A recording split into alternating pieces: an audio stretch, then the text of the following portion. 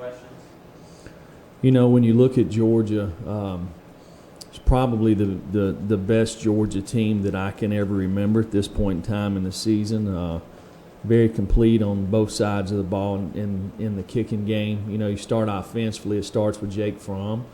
To me, he does as good a job as anybody in the country, and maybe as anybody as I've ever coached against, as far as keeping their offense in positive situations. He takes care of the football, gets the ball out of his hand, controls the protection, keeps them in positive run plays. You look at their guys up front; they've got 6 or 7 guys who play up front. Very talented big men.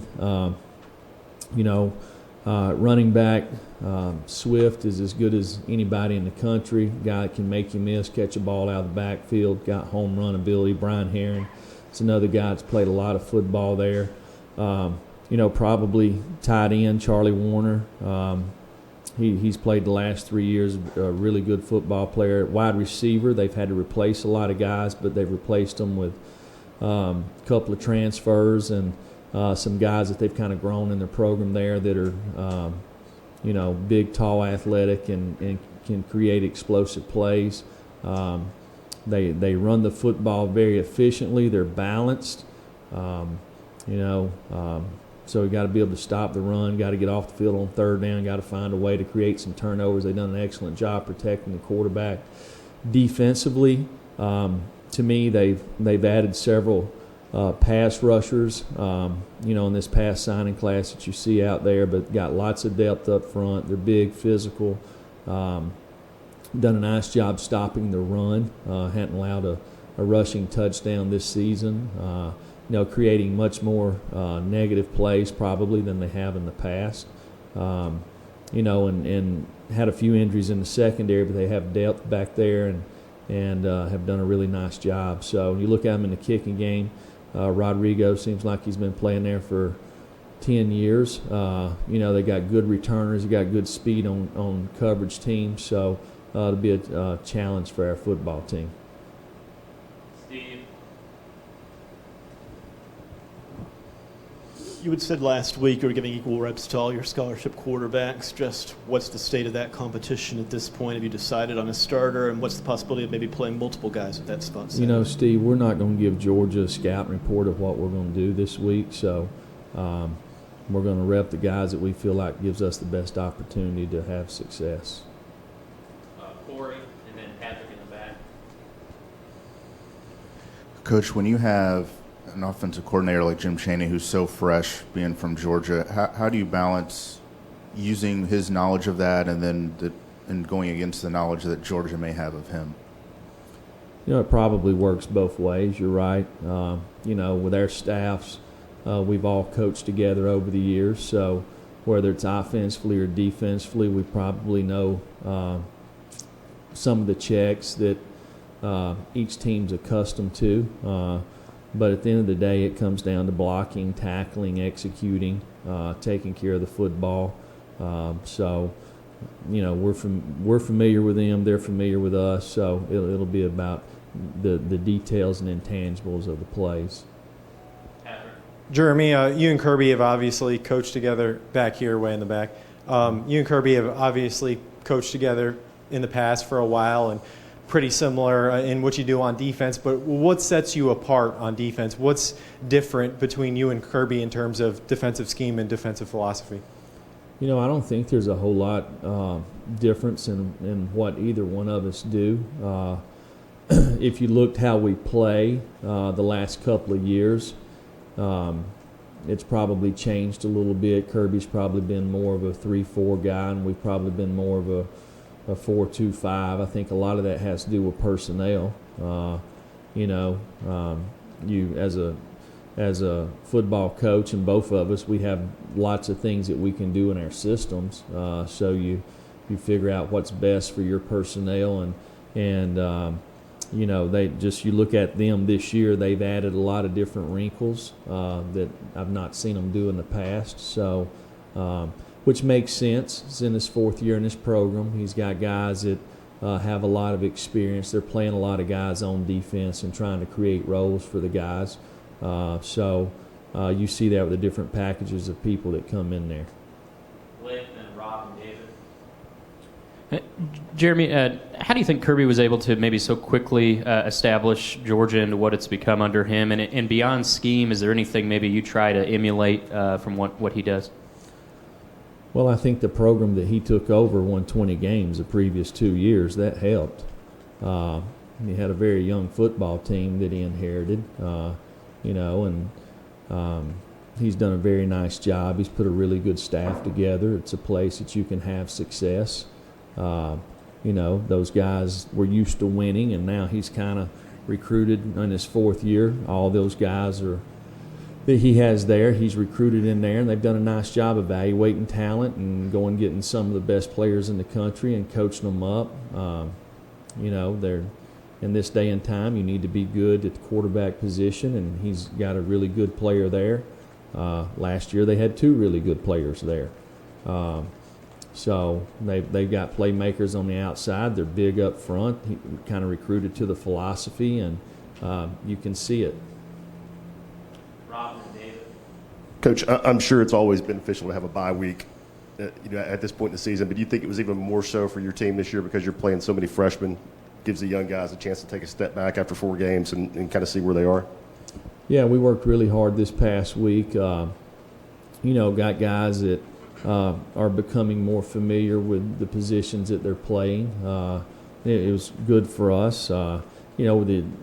It's not just our young guys, our older guys too. We've got lots of guys that's not played a whole lot of football, and to improve, try to master your position. That's something that we worked hard on this week. David, right here. Jeremy, why were you kind of emotional after the Georgia game last year with us? Well, it was the first time that I felt like that we had competed, like you're supposed to. You go back and look at that game, there's a point in that game, it's 24-12, and we had an opportunity on third and 4 to get off the field. Didn't. I guess you had to know where we were at when we got here, right? To take a football team that was one of the best teams in the country and compete with them to the fourth quarter, One thing about me, I'm an emotional guy. I got in this business to be a positive influence on our players. It's something that I've always loved doing, So when guys strain and compete, it's what you want them to do. So, and we've got to do that this week.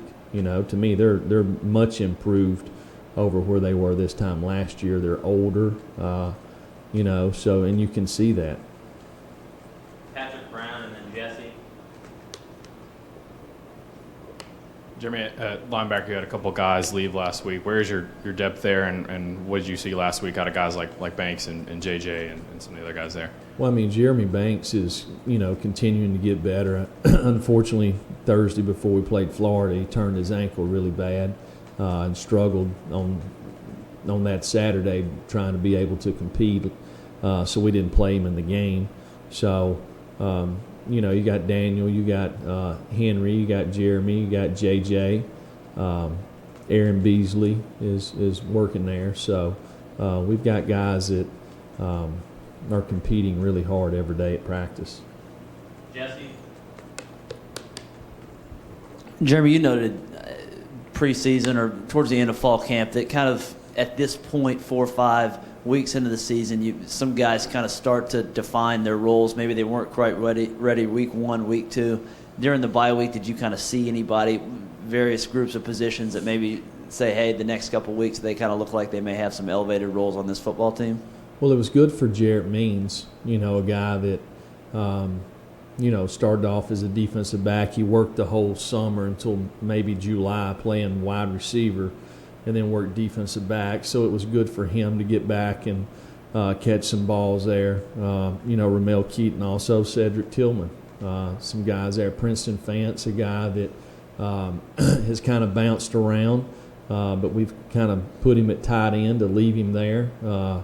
So that's another guy. So all of our young guys, continue to improve. There's a lot to learn about being a good football player. First of all, you got to learn what you need to do to have success. But the other thing is, and probably the most important thing, is figuring out what the other team's trying to do to you. So it's a lot to learn, and these guys have worked hard to do that, and you'll see guys probably their roles increase as the season goes. Austin, right here, and then Eric.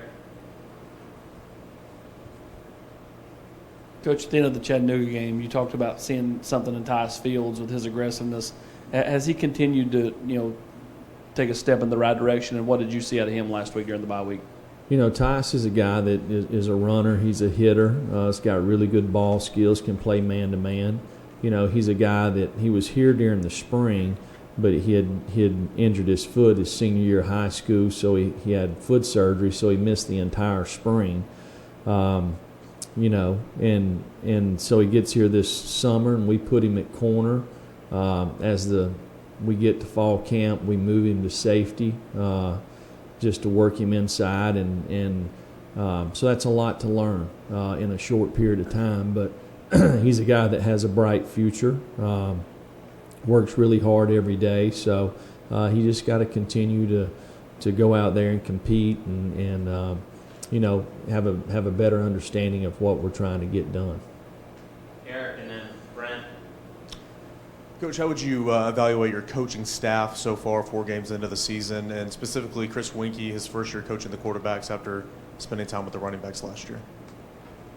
The biggest evaluation is your record. So we're 1-3. That's what matters the most. So we've obviously, as the entire coaching staff, got to continue to improve. We got to get our guys to play at a higher level. Big thing is offensively, we got to take care of the football. We've had 9 turnovers in 4 games. We when going into the season, we said that we needed to take care of the football. We need to be opportunistic on defense, and we need to stay healthy. And we've not been able to do any of those 3 things. 2 of them we can control.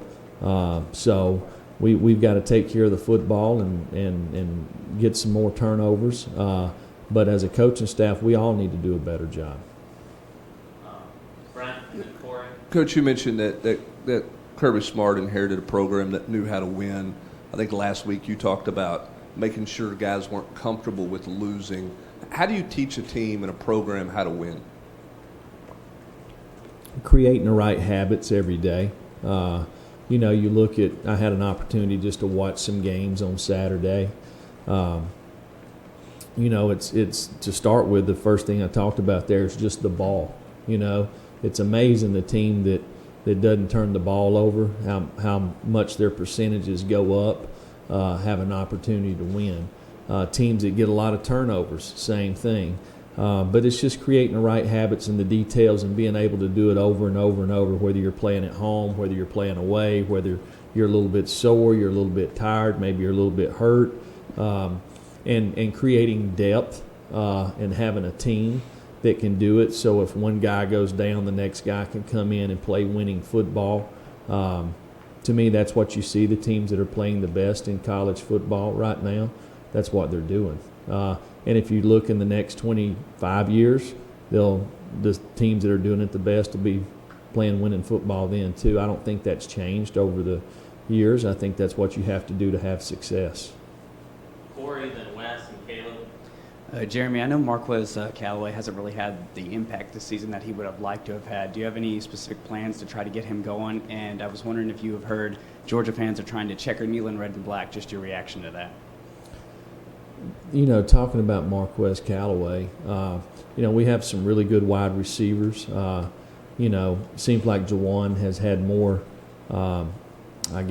targets maybe than some of the other ones, but we've got to be able to get the ball to our playmakers. That's something that we've really tried to focus on during the off week. Not that we haven't before, just trying to make sure that we can get some of these guys some touches. I have a hard time believing that what that other question you asked me would happen. Final question, Wes. Jeremy, regardless of what y'all do at quarterback this week, how would you sort of describe Jarrett's confidence level right now? Is he still coming in kind of looking like the same guy every day, or are y'all having to work with him on some stuff? He had a really good practice last week, which is, that's not unusual. He's practiced really well spring and fall camp. I think the big thing with Jarrett is taking it to the game, being consistent, creating the right habits. So that's something that he's got to improve on and taking care of the football. It's the number one goal. Thank you, Coach. Thank you.